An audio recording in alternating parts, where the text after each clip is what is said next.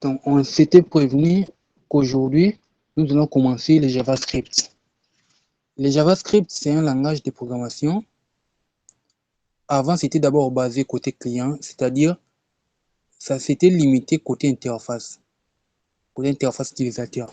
Donc aujourd'hui, le JavaScript peut aussi faire développement côté back-end.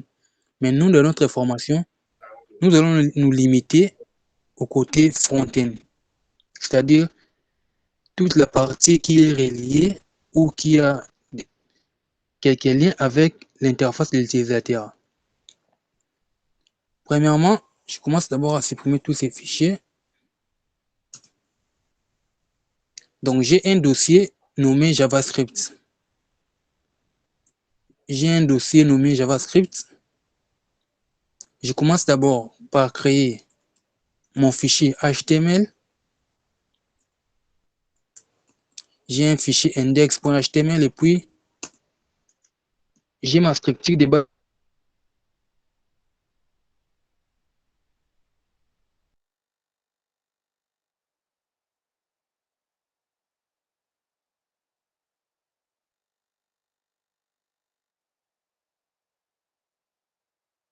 Quand on parle des interactions, on peut cliquer des boutons, on peut faire en sorte que quand un utilisateur entre une donnée et puis nous le signalons directement que cette donnée est incorrecte. Donc tout ça, JavaScript fait les faire. HTML, c'est juste pour les balisages, donc l'affichage d'une page web.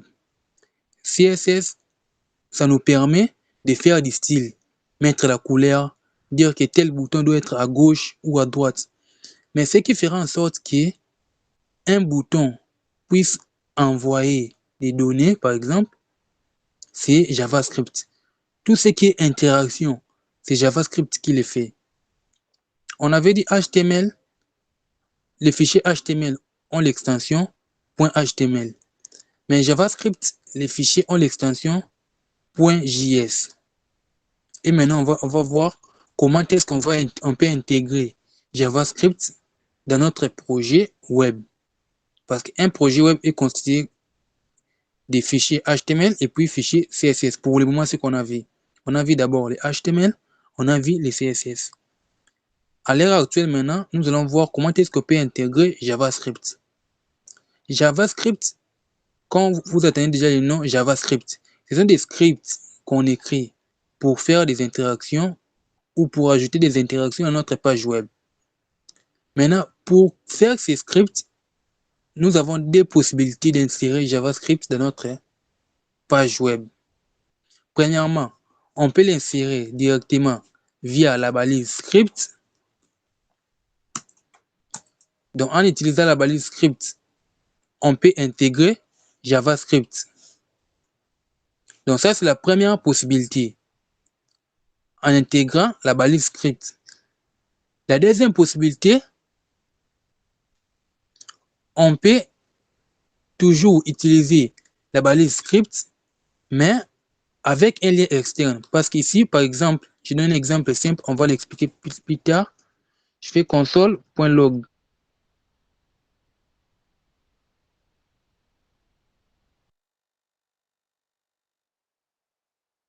Serveur. Donc, quand on parle des possibilités, c'est-à-dire on peut écrire des codes JavaScript directement dans les fichiers HTML, ouvrir la console.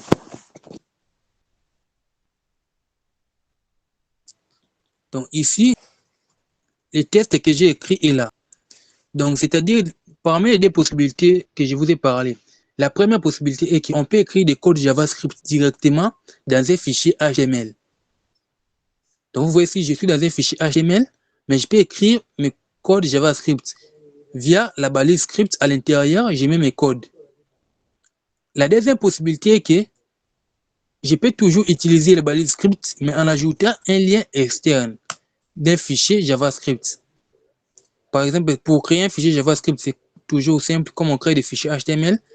La différence est toujours dans l'extension. Par exemple, ici, je peux écrire code, ou soit je peux mettre même main. main.js. Ici, j'ai mon fichier JavaScript, l'extension .js. Ici, c'est le fichier HTML. La première possibilité est que je peux écrire mes codes HTML, mes codes JavaScript directement dans le fichier HTML via la base. La deuxième possibilité est que je peux faire appel à un fichier JavaScript externe. Par exemple, ici, dans SRC, l'attribut SRC, comme source, j'ai dit main.js. Cela veut dire il y a un script qui se trouve dans le fichier main.js. Là, j'ai les deux possibilités pour faire appel au JavaScript. Soit vous faites du code JavaScript directement ici à l'intérieur de HTML, soit vous faites appel à un fichier JavaScript. Dans console ici, je peux mettre HTML ou soit inside HTML. Et puis ici, j'ai fait deuxième console. Je vais vous expliquer console log, c'est-à-dire quoi. Ici, je vais mettre à l'extérieur. Ou ça, j'écris seulement extérieur. On va voir maintenant ce que ça va nous donner dans la console. Donc, quand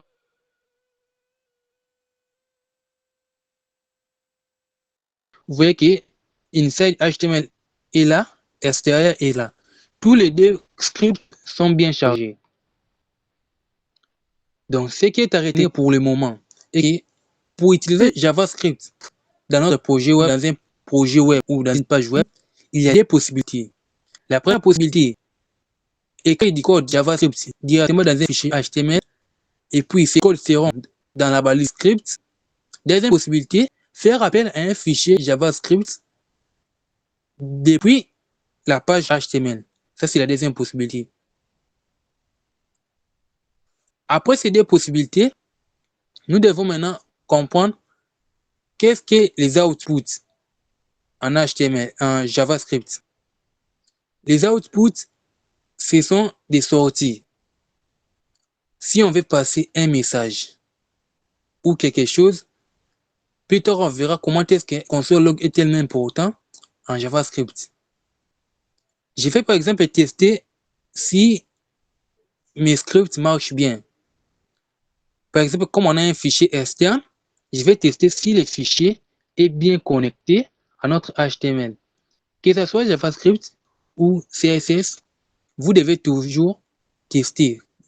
Parfois, il vous arrivera que vous mettez un fichier JS ou un fichier CSS, mais vous voyez que dans l'affichage, il n'y a rien qui se passe. Peut-être que votre fichier n'est pas bien chargé ou un autre problème.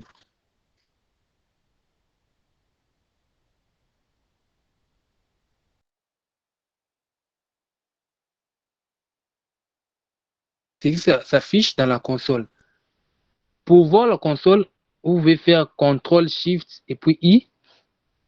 Parmi les données qui seront ici, vous allez voir console. Donc, dans la console maintenant, tout ce que vous écrivez à l'intérieur des console.log, ça sera affiché. Donc, ça c'est comme des logs qui se trouvent dans la console. Là, ça vous permettra de bien savoir certaines choses où vous voulez afficher ou vérifier certaines variables. Console log vous permettra de faire certaines outputs. Donc, des affichages dans la console, pas dans l'écran. Parce que la page est ici. Ça, c'est la console. Donc, si je fais console log ici, pour voir si mes codes sont bien affichés ou mon script marche bien à partir d'ici. Ici, j'ai maintenant fait main.js. J'ai fait appel à ce fichier qui est là. Et puis à l'intérieur de ce fichier, j'ai fait console.log extérieur. Ça me permet de voir tout ce qui est affiché là dans la console. Parmi les outputs, on a la possibilité d'écrire directement dans notre page, dans notre document qui est ici. Si je faisais document console.write. J'écris hello world. Et que je viens ici, j'affiche. Vous voyez, hello world s'affiche. Parmi toujours les outputs, quand vous voulez vérifier une donnée écrite, console.log vous permet d'afficher dans la console. Tandis que documents.write, c'est-à-dire, je vais écrire dans ces documents. C'est quoi ces documents? C'est la page qui est là. Donc avec JavaScript, cette page est un document. Cette page est un document. Et maintenant, on veut écrire dans ce document. C'est pourquoi vous voyez documents.write et puis à l'intérieur, on passe une chaîne de caractères. Ce qui est à l'intérieur ici, c'est ça qui sera affiché dans notre document. Et le Word est là. Là, on a vu comment est-ce on peut écrire dans un document. À part cette façon d'écrire dans un document, on a aussi d'autres façons de faire des outputs. Je peux faire alert. Alert.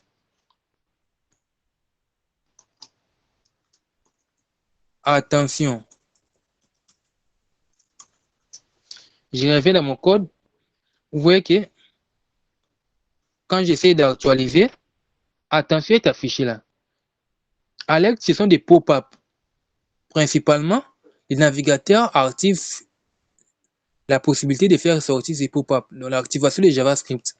Si ça ne s'affiche pas, vous devez vérifier si votre navigateur.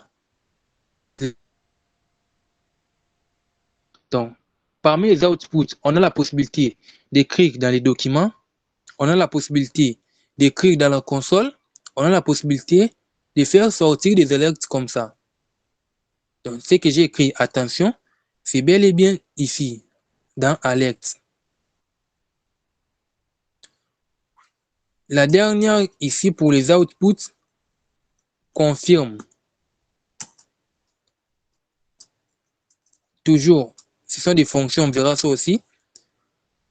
Confirme, à l'intérieur, je passe aussi les données. Je peux écrire êtes-vous sûr. Donc, quand je viens ici, j'actualise.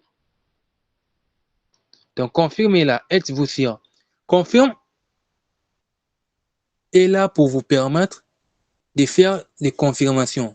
Vous voyez qu'ici, comme exemple simple, alerte qu'on a ici, où on écrit attention, nous donne la possibilité de cliquer seulement OK.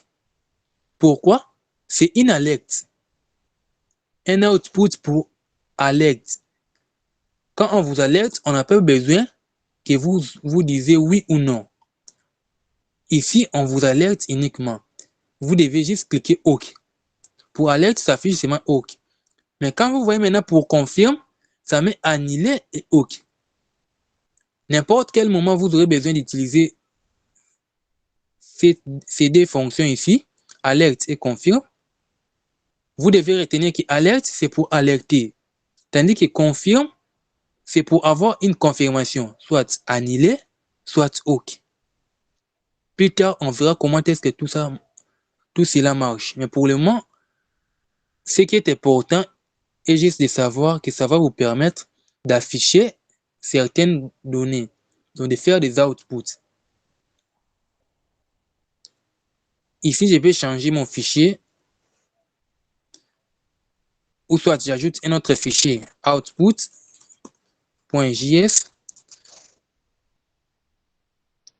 La relation entre les fichiers JS et les fichiers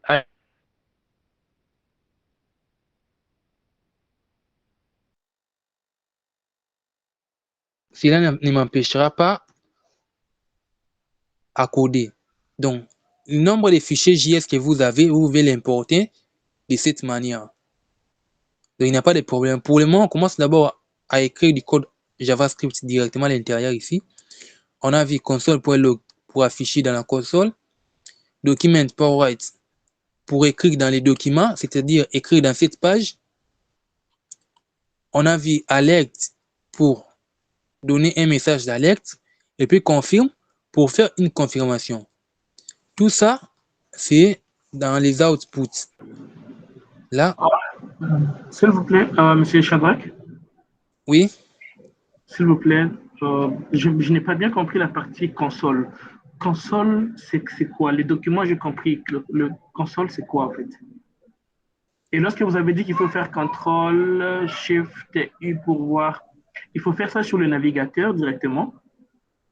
Merci. oui, quand vous êtes dans le navigateur, la manière graphique, ça se passe comment?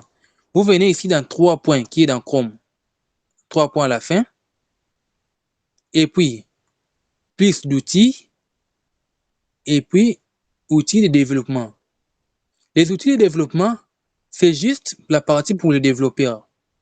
Donc, ceci va te permettre à faire plusieurs actions, surtout avec JavaScript. La console, c'est une chose qui ne sera pas affichée dans votre page web.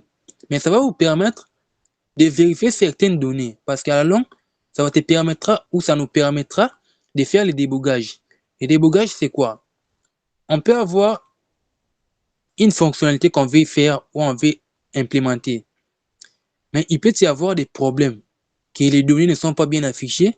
Mais avec la console, on a la possibilité de voir directement que telle donnée est de telle manière. Donc ici, ça va nous permettre de voir certaines choses, mais pas dans la page, juste dans la console. C'est comme, je vais dire, un terminal. Ok, c'est compris. Merci.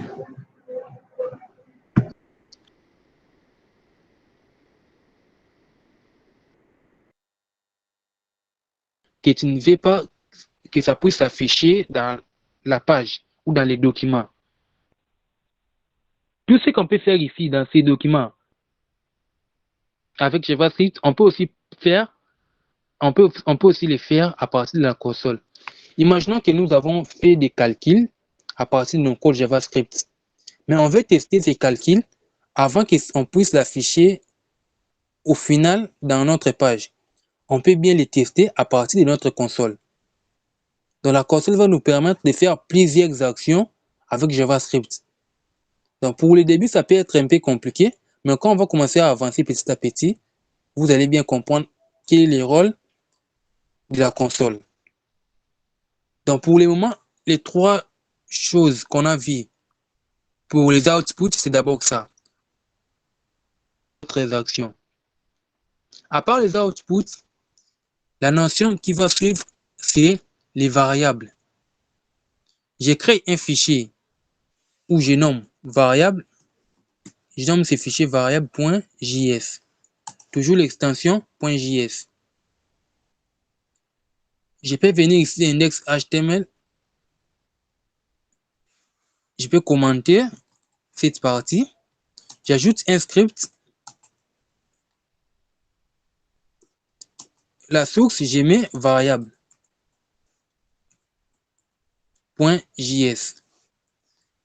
Une variable, comme les mots déjà l'indiquent, c'est tout ce qui peut varier.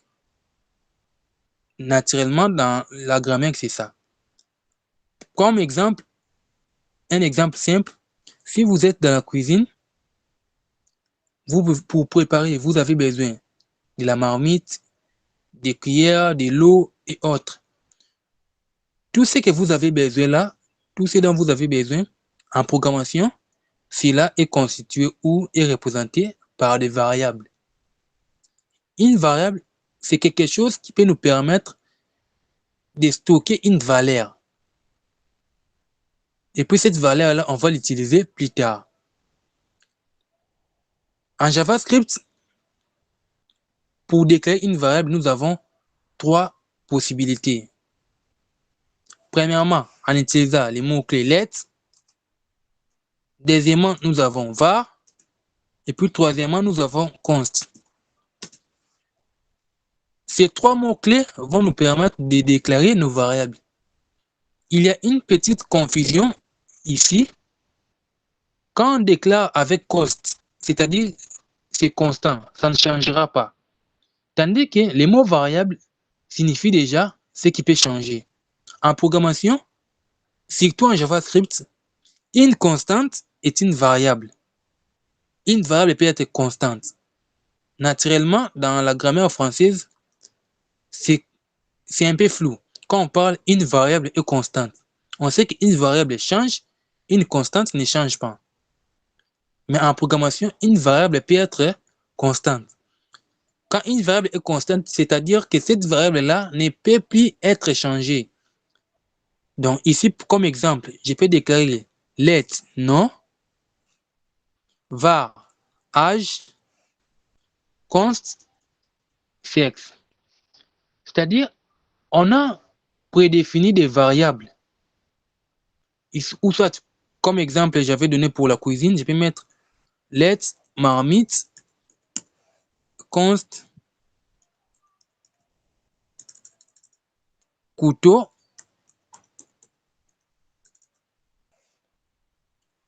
et puis ici, je vais mettre const eau. Donc, let marmite, var couteau, const eau. Une variable, c'est là où on va maintenant stocker des valeurs. Quand vous vous connectez, par exemple, sur Facebook, vous entrez votre nom d'utilisateur et mot de passe. Quand vous tapez dans, si je venais ici dans Facebook,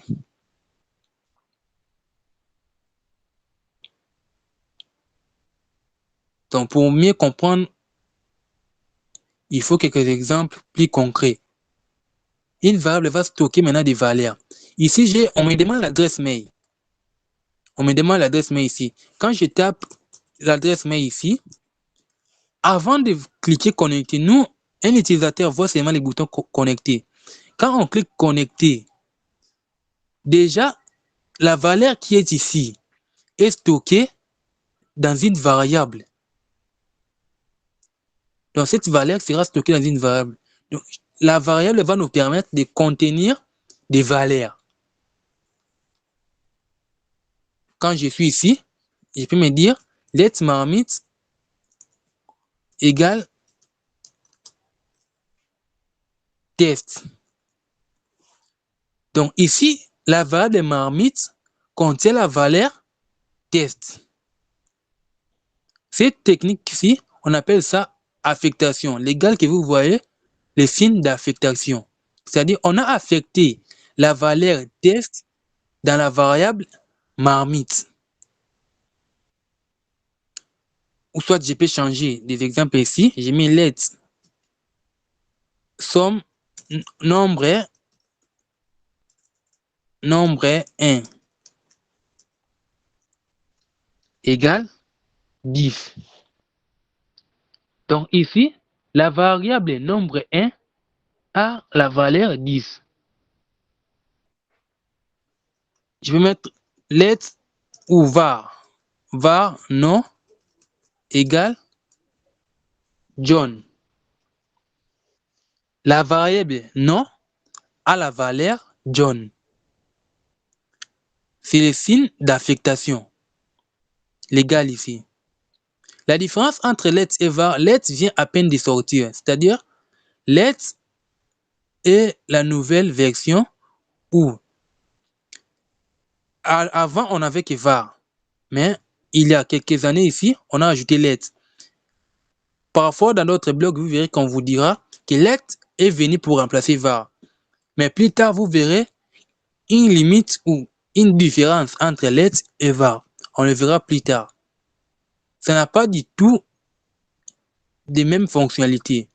Mais pour le moment, ça fait la même chose. Mais quand on va voir plus tard, on verra quand est-ce que let est limité par rapport à var.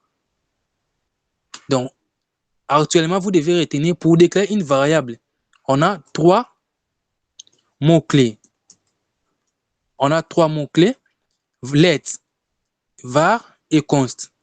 Mais pour utiliser const, on utilise ça juste pour des variables qui ne changeront pas.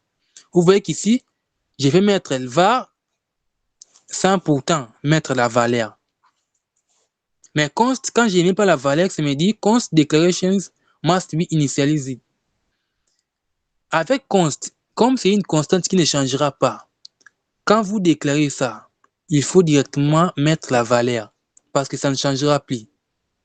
Quand vous mettez la valeur ici, je mets par exemple 1. Quand vous mettez la valeur, vous initialisez. Cette technique s'appelle initialisation.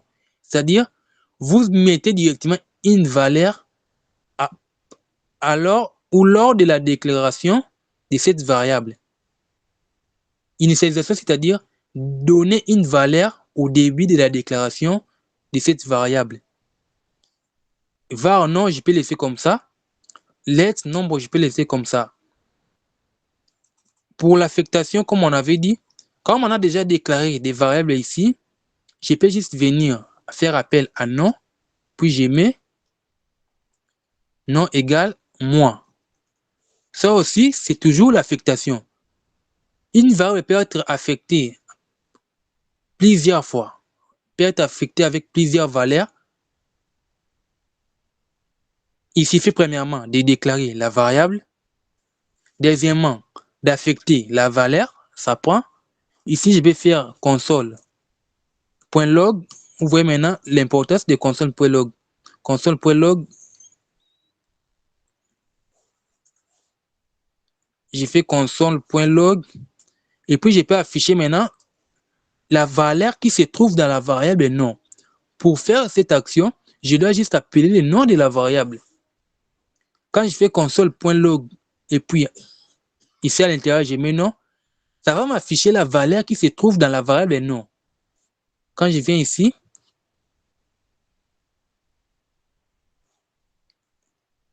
vous voyez que ça m'affiche moi. Parce que ici, il y a moi. Une variable peut changer de valeur. Quand on parle de ces changements, je viens encore, je prends la même variable nom, je mets, je change la variable, je change la valeur, je mets John. Quand je viendrai pour faire console log ici,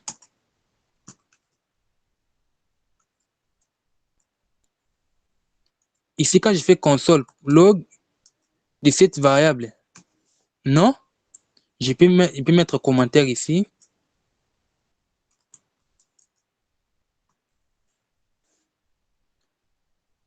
Ici maintenant, moi n'est plus affiché. Je peux supprimer extérieur ici, qui est là. Domaine. Je mets ça en commentaire. Donc, on est dans la variable. Non était d'abord moi, et puis non est devenu John. Ce qui sera affiché, c'est John. Parce que cette variable peut changer de valeur. Quand ça change de valeur, ça détruit la valeur précédente. Une variable n'a qu'une seule case mémoire. Donc, ça ne contient qu'une seule valeur. Quand ici, on avait moi, nom est égal à moi.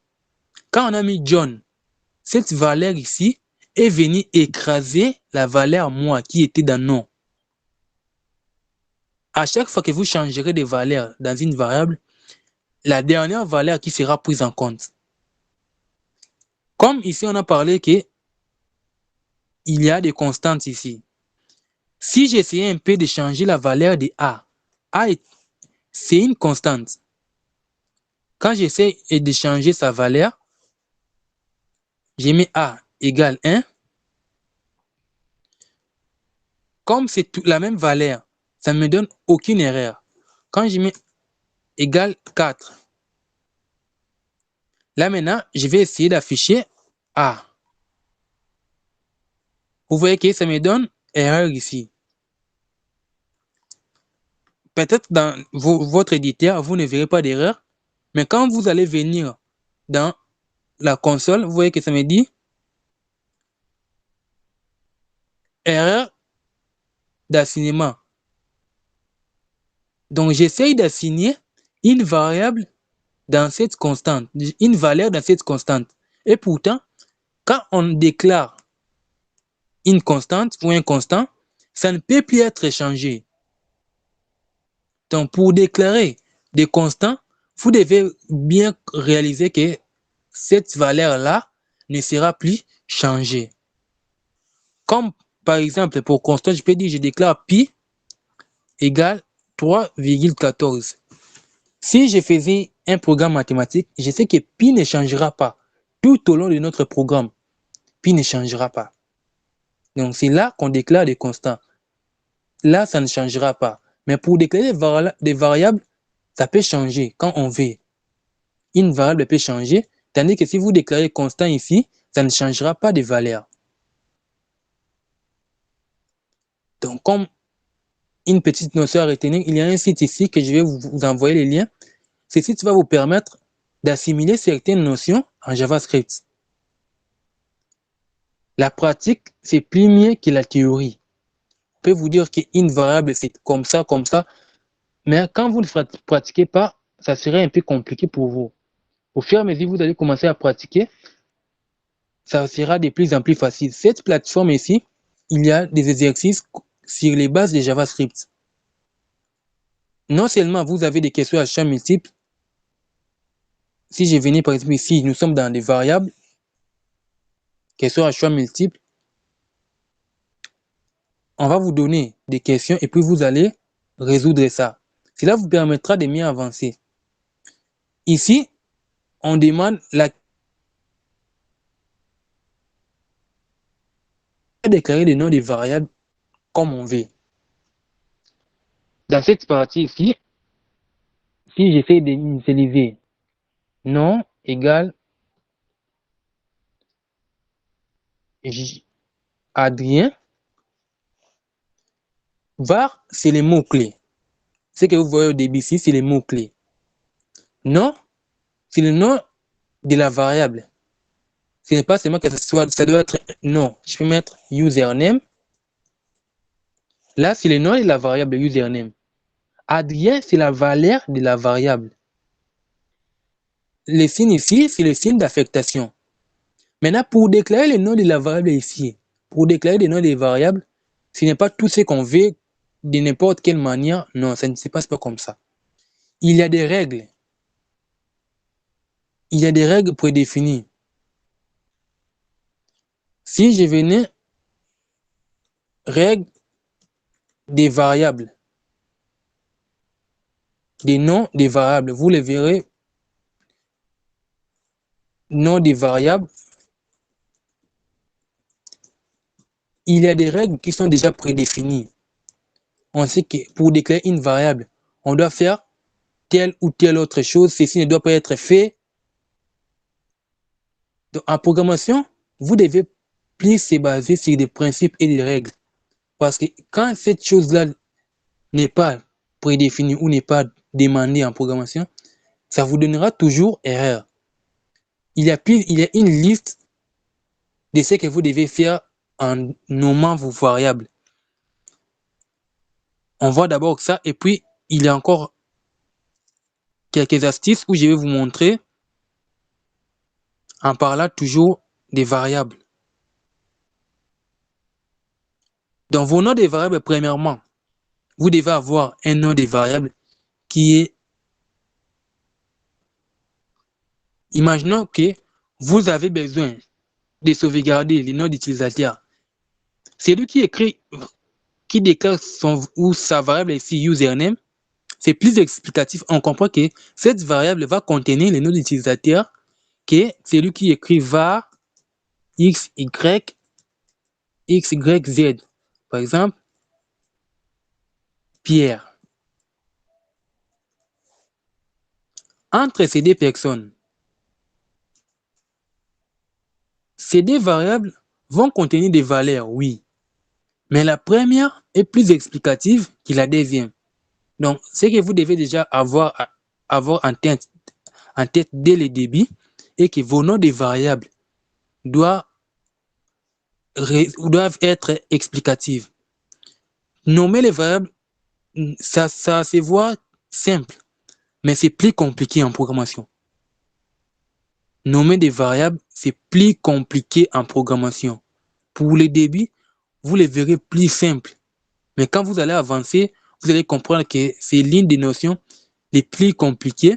Et puis, quand vous ne maîtrisez pas ça, ça sera tellement difficile pour vous, surtout dans des projets en groupe, même pour vous-même, vous allez commencer à oublier certaines choses. Je vous ai parlé l'autre fois des Mozilla Developer et W3 School. Notre variable, règle. À chaque fois que vous serez seul, vous devez taper, vous devez faire des recherches, vous aurez toujours certaines notions de plus.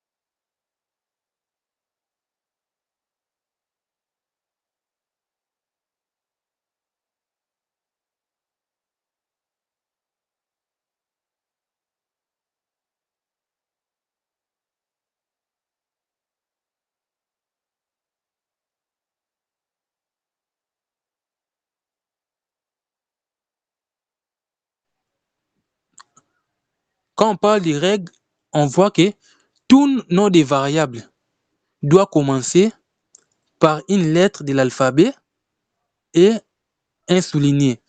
Quand on parle d'un souligné, il y a des underscores. Je vois que mon écran, je repartage encore l'écran.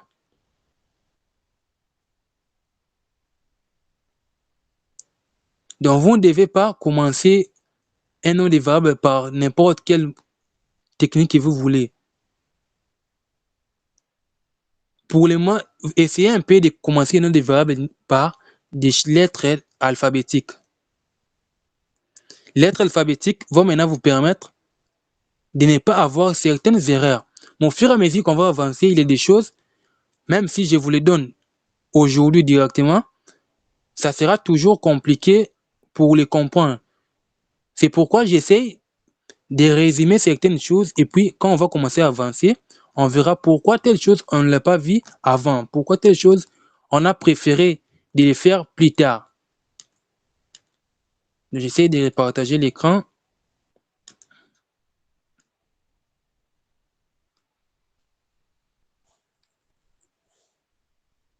Donc le site là que je vais vous envoyer, cela va vous permettre de faire des exercices en JavaScript.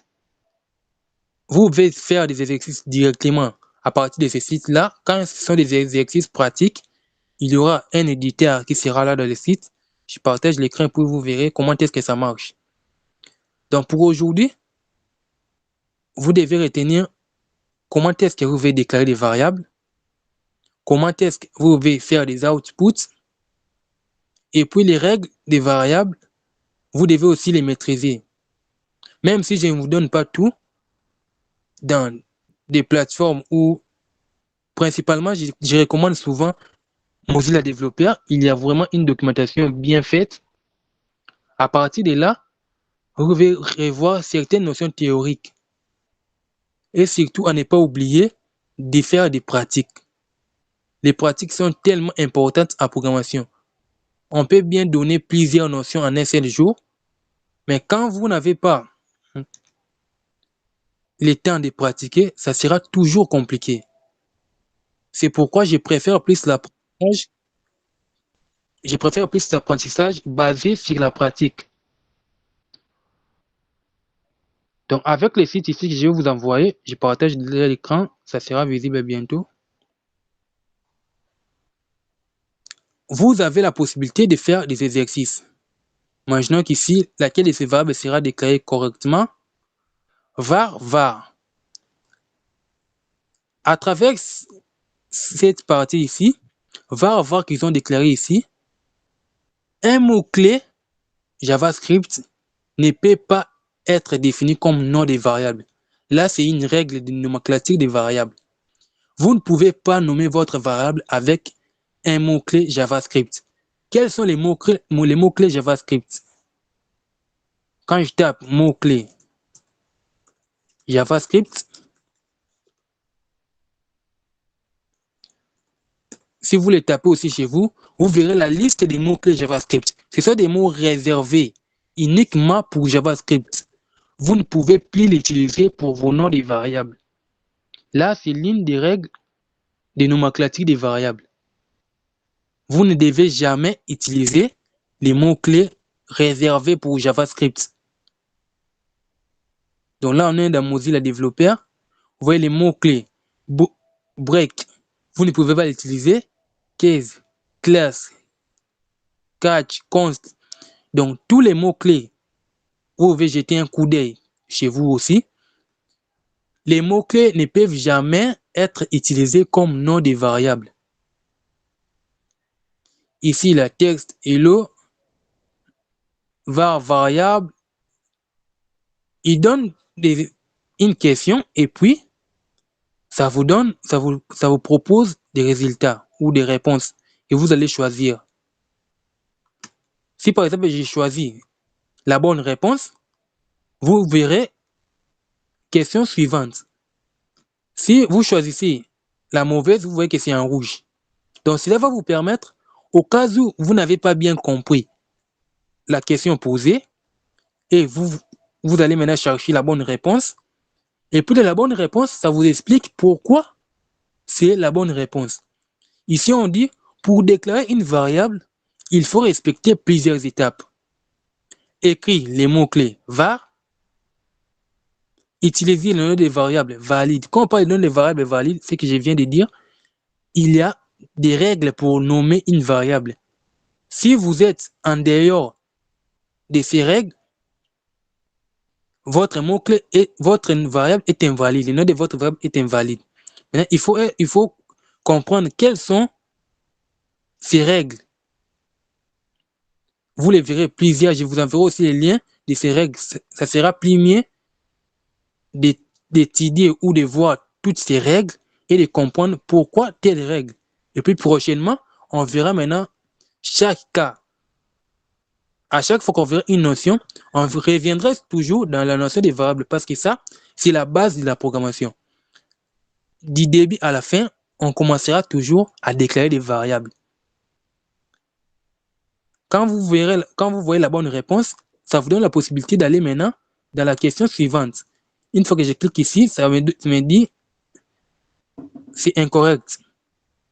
Parce que parmi les règles des variables, les noms des variables ne peuvent pas commencer par un chiffre.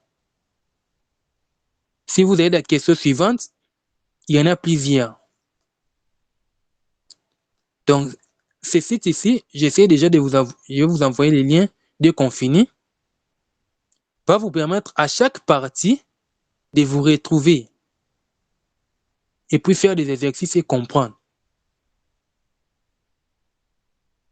Les plus importants, surtout avec JavaScript, c'est faire des exercices.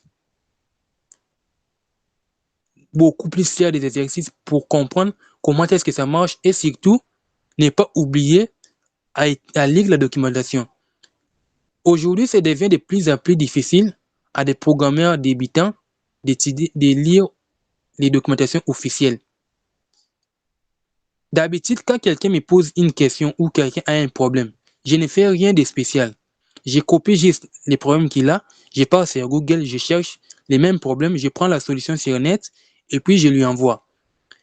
Maintenant, cette flexibilité-là, plusieurs personnes n'en ont pas déjà dès le début. C'est pourquoi, personnellement, je conseille dès l'apprentissage de s'adapter à faire des lectures, de s'adapter à faire des recherches. Parce que ça sera plus compliqué si vous n'êtes pas habitué à faire des recherches dès votre début. Tout se trouve sur Internet. Tous les problèmes ont déjà été résolus. La majorité, je peux dire 99% des problèmes qu'on rencontre ont déjà été résolus sur Stack Overflow. C'est juste qu'on a, surtout au début, on a plus de lourdeur d'aller rechercher un problème. On se contacte plutôt, quand on a un problème, de demander à une personne qui d'aller premièrement faire des recherches sur Internet. Donc c'est pourquoi je vous recommande déjà, dès le début, de faire des recherches. Premièrement, vous devez faire des recherches sur les règles de nomenclature des variables. Deuxièmement, sur les mots-clés. Les mots-clés de JavaScript. Ces mots-clés ne seront pas utilisés. Vous ne pouvez jamais l'utiliser comme étant nom de variable. Ça vous donnera toujours erreur. Donc, vous avez des choses à faire. Premièrement, chercher des règles de nomenclature des variables. Deuxièmement, cherchez des mots-clés JavaScript. Et puis, à la fin, vous devez venir ici dans ce site et puis essayer de résoudre certains exercices. Comme pour le moment, vous pouvez travailler des exercices sur les variables. Ce qui n'est pas aussi interdit, il faut que vous tapez exercice, JavaScript variable. Il y a plusieurs exercices sur net concernant les variables. Donc, cela va vous permettre, quand on va commencer à avancer, que vous ne soyez pas en retard. Parce qu'il y a une fois, j'ai travaillé avec une personne, on est déjà arrivé dans la partie un peu avancée des fonctions, mais il a toujours des problèmes dans la partie où on avait débuté. Donc, cela, ça va vous retarder. Donc, ce qui est important ou ce qui est tellement utile, c'est chaque petite leçon que vous puissiez bien les comprendre, bien s'exercer après. Donc, cela fera en sorte qu'on va commencer à avancer parce qu'avec JavaScript, on a suffisance. Aujourd'hui, on se limite avec les outputs, les variables et comment est-ce que vous pouvez intégrer cela. Et puis, avec des notions aussi d'affaires de recherche, les règles de nomenclature et puis les mots-clés. Cela vous permettra de mieux comprendre comment est-ce que vous pouvez déclarer des variables et comment ce que vous pouvez faire et ce que vous pouvez faire ou ce que vous pouvez déclarer comme étant nom de variable et ce que vous ne pouvez pas déclarer comme étant nom de variable. Vous avez vu comment est-ce que vous pouvez intégrer un script JS et comment l'extension JavaScript se représente. .js. Ici, c'est les exercices. Pour le moment, vous devez vous limiter au moins à ce troisième ici. Donc, pour le moment, ce que vous devez retenir, c'est un peu ça. Au fur et à mesure, nous allons avancer avec des petites leçons. Je veux que vous puissiez comprendre et non je puisse vous donner tout au même moment. Donc, le but de cette formation est que vous ne puissiez pas seulement dire que j'ai participé à une formation, mais vous devez être capable à la fin de refaire ou de prouver ce que vous avez appris. Et en programmation, pour mieux apprendre, il faut pratiquer. Pratiquer et faire des recherches. Donc, c'est à ces points qu'on va se limiter ici avant de passer à la partie des questions. Donc, je vous enverrai d'abord juste ces liens ici qui contiennent des exercices. Mais pour ce que j'ai dit, les règles de nomenclature et les mots-clés JavaScript, là, vous devez les chercher dans n'importe quel site, vous les verrez. C'est juste une question de s'habituer à faire des recherches. Donc, c'est juste ça. Pour ceux qui ont déjà des questions, vous pouvez poser concernant tout ce qu'on a vu aujourd'hui.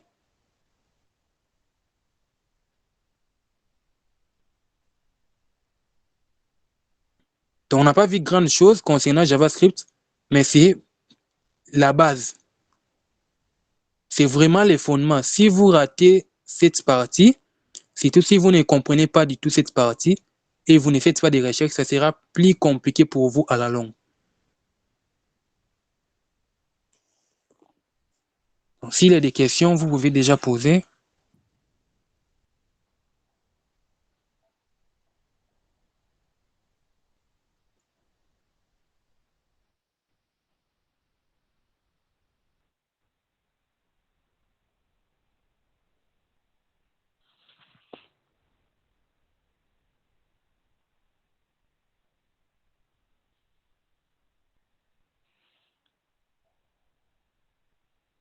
Concernant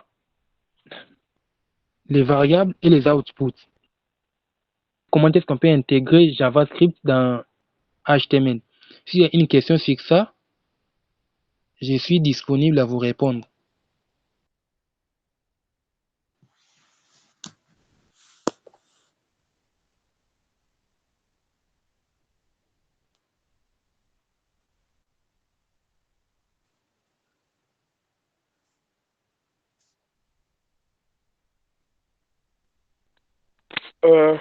Monsieur Shadrach, bonsoir. Bonsoir. J'avais une question. J'ai remarqué que vous avez mis la balise de script à la fin de body. Est-ce que on peut les mettre aussi au début? Si c'est non, pourquoi on ne peut pas le faire? C'est ça ma question. Nat- Généralement, la balise de script se trouve à la fin. À la fin de tout, parce qu'ici, on suppose qu'on a des codes HTML. La balise de script se trouve à la fin, mais avant body. Là, c'est généralement. Mais ce n'est pas que c'est seulement ici. On peut trouver cette même balise. Je peux l'enlever ici. Je peux enlever balise script ici. Et puis les mettre dans Aide.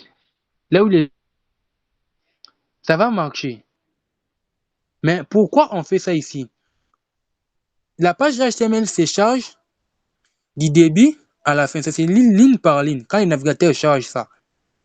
Maintenant, on suppose que si votre script est un peu lourd, parce que nous, on a un petit fichier, mais il peut vous arriver d'avoir un fichier tellement volumineux. Quand ça arrive ici, le navigateur doit d'abord charger cette partie avant de passer à d'autres lignes. C'est maintenant à cet instant qu'on s'est dit, quand on met des scripts ici, ça va ralentir nos pages. Là, c'est maintenant préférable qu'on l'utilise à la fin. Mais il y a des cas où vous serez obligé de mettre les scripts JS ici. On verra aussi quelles sont les librairies qu'on peut utiliser. Vous allez rencontrer une librairie qui vous demande, qui vous oblige de mettre vos scripts avant que vos codes HTML soient chargés. Donc, avant que la partie ici d'abord soit chargée, les scripts doivent être déjà chargés. Donc, c'est un peu ça la différence. On met ça ici pour que ça puisse se charger à la fin de nos codes HTML qui seront affichés. Là, le script sera chargé après. Mais quand on met ça au début, on peut mettre ça soit au début ici, soit même dans body, on peut aussi mettre ici. Ça va se charger. Mais quand ça se charge, tous les codes qui seront en bas ici seront en attente. Donc c'est ça ce que vous devez retenir. On met ça à la fin pour que ça puisse se charger à la fin de nos codes HTML qui seront affichés dans la page. Merci beaucoup. Une autre question. Mais c'est Serge, j'espère que tout va bien. Ou il y a des problèmes encore? Non, non, jusqu'à présent, tout va très bien. Tout va très bien. Ça va jusque-là.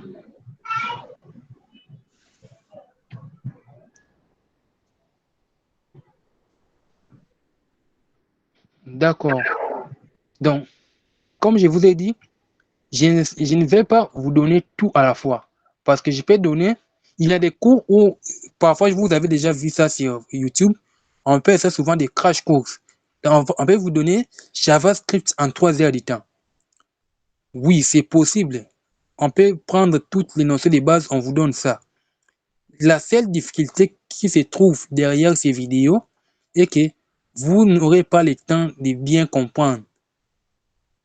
Mais quand vous avez des petites leçons chaque fois, ça vous permet de bien maîtriser directement cette petite notion-là et puis avancer dans une autre notion.